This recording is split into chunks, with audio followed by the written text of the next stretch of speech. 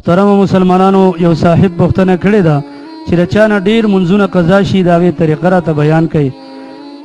صحیح مسلم او صحیح بخاری کی حدیث مبارک دی. انس بن مالک رضی اللہ عنہ فرمائی نبی علیہ الصلوۃ والسلام فرمایلی دي من نسی صلاة د چانه چې منځ هیر شو او نام عنها یا تی دی ود شو نو فکفارتها ان یصلیها اذا ذکرها نو کفاره دادا چې دا منځ دی وکي کله چې ورته یاد شي.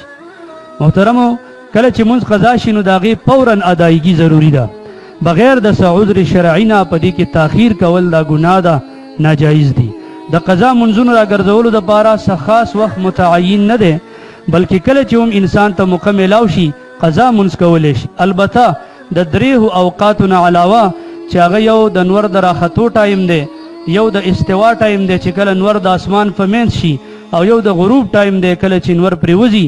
د دې دریو اوقاتو نه علاوه هر ټیم قضا منځ را ګرځولی شي. کوشش پکار دی چې منځ قضا کول نری پکار. کله چانه یو منځ دوه قضا شي نو یو منځ چې پرس که ماسپخین منځ قضا شو نو د مازدیګر د مانځه نه مخکې د هغې را ګرځول پکار دي.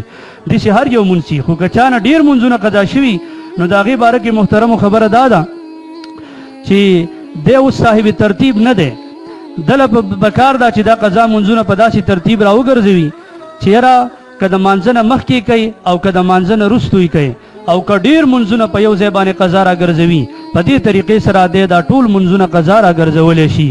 محترمو نیت یې داسې دی چې وایي به د اول سبا، اول ماسپخین، اول مازدیګر، اول ماښام، اول ماسخوتن، یا د دې بالعکس اخر سبا، اخر ماسپخین، اخر مازدیګر، اخر ماښام، اخر ماسخوتن قضا منځ را کوم. مخ مې د کعبې شریفې په لورې وکړو. الله اکبر. او محترمو منځونه چېرته مه قضا کوئ. الله رب العالمین دې موږ تاسو سره 15 وخته منځ ادا کولو توفیق راکړي.